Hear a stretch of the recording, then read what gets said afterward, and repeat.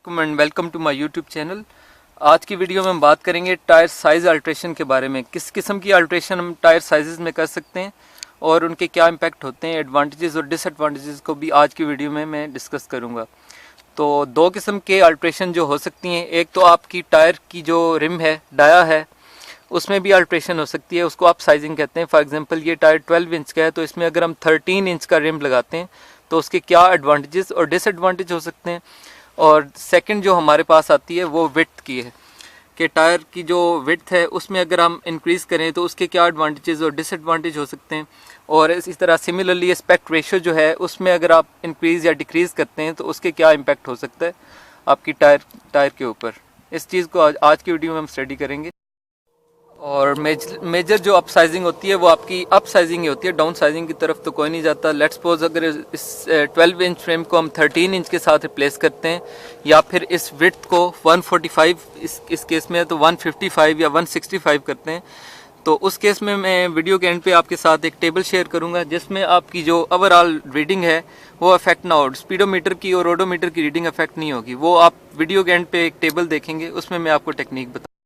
और अगर आपको इस कोड का नहीं पता कि व्हाट इट मीन्स, ये जो कोड आपको नज़र आ रहा है, तो आपको मेरी पिछली वीडियो देखनी पड़ेगी जिसमें मैंने ये एलैबोरेट किया हुआ है कि इस कोड का क्या मकसद है।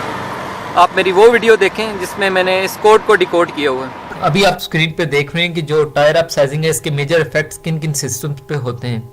तो इसके जो मेजर इफेक्ट्स हैं उनमें सस्पेंशन सिस्टम आपका अफेक्टेड हो जाता है, आपकी रोड ग्रिप और टर्न पे बिहेवियर जो है वो भी चेंज हो जाता है, आपकी स्पीडोमीटर की रीडिंग और ऑडोमीटर की रीडिंग वो भी इफेक्ट हो जाती है। टायर अप साइजिंग से आपकी ब्रेकिंग और परफॉर्मेंस और हैंडलिंग पे भी काफ़ी इफेक्ट पड़ जाता है आपकी टायर की जो साइज़ है उसको अल्टर करने से। टायर अप साइजिंग के जो मेजर एडवांटेजेस हैं उनको भी देख लेते हैं। उनमें जो मेजर एडवांटेजेस हैं उनमें इंक्रीज ग्रिप है, आपकी रोड ग्रिप इंक्रीज हो जाती है, आपका जो रिएक्शन है, जो बिहेवियर है टर्न्स पे वो भी इम्प्रूव हो जाता है, आपकी जो लार्जर ब्रेक डिस्क्स हैं वो भी अकोमोडेट हो सकती हैं इन केस ऑफ जो है प्लस साइजिंग, और जो एस्थेटिक्स है आपका डिज़ाइन जो है वो भी इम्प्रूव हो जाता है, और आपकी जो ग्राउंड क्लियरेंस है वो भी इंक्रीज हो सकती है आपकी टायर अप साइजिंग से, जो कि काफ़ी इफेक्टिव होता है जो स्पीड ब्रेकर्स हैं उनके। जो मेजर डिसएडवांटेज हैं उनमें आपकी इंक्रीज कॉस्ट, आपकी जब आप अप साइजिंग की तरफ जाते हैं तो आपकी डेफिनेटली जो कॉस्ट है वो भी इंक्रीज हो जाती है।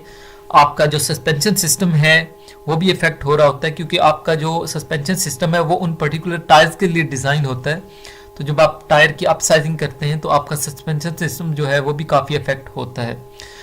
जो नेक्स्ट है वो आपकी स्पीडोमीटर की रीडिंग और ऑडोमीटर की रीडिंग वो भी अल्टर्ड हो जाती हैं, जो कि एक मेजर डिसएडवांटेज काउंट होता है इस केस में, क्योंकि आपका जो टायर के जो सरकमफ्रेंस है वो भी चेंज हो चुका होता है, इसलिए आपकी स्पीडोमीटर और ऑडोमीटर की रीडिंग जो है वो भी चेंज हो जाती हैं।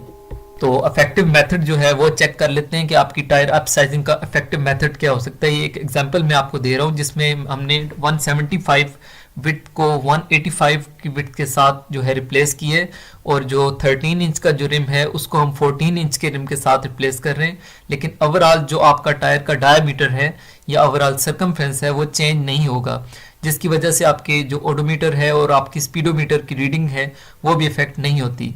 तो इस तरह का जो टेबल है ओवरऑल जो डिफरेंट साइजेस जिसमें दिए गए आप उनमें जो है वो चेंज कर सकते हैं। तो आप अप साइजिंग की तरफ जा सकते हैं, अपने रिम साइज को अप साइज कर सकते हैं, आप अपने विड्थ को इंक्रीज कर सकते हैं, लेकिन ओवरऑल जो आपकी जो है वो टायर का डायमीटर वो उतना ही रहेगा। तो मैं आपको अभी एक टेबल बता रहा हूं, आपको स्क्रीन पे नजर आ रहा है जो टायर साइज अल्ट्रेशन मेथड है, उसमें आप जो है कैसे आप चेंज कर सकते हैं, एक साइज से दूसरे साइज में आप कैसे रिप्लेस कर सकते हैं, तो आपका जिससे आपकी स्पीडोमीटर और ऑडोमीटर की रीडिंग जो है वो भी सेम रहेगी। तो इन जो पहला केस है उसमें आप देख सकते हैं कि 145 विड्थ को जो है हमने 155 विड्थ में कैसे अपग्रेड किया है, या 155 को 165 के साथ जो है वो कैसे रिप्लेस कर सकते हैं। तो इसमें दो किस्म की अल्ट्रेशन आपको दी गई है, एक आपकी विड्थ साइज की जो है अल्ट्रेशन है, आप विड्थ साइज को कैसे इंप्रूव कर सकते हैं, और एक आपकी जो है रिम साइज, आप 13 इंच के रिम को 14 इंच के साथ कैसे रिप्लेस कर सकते हैं।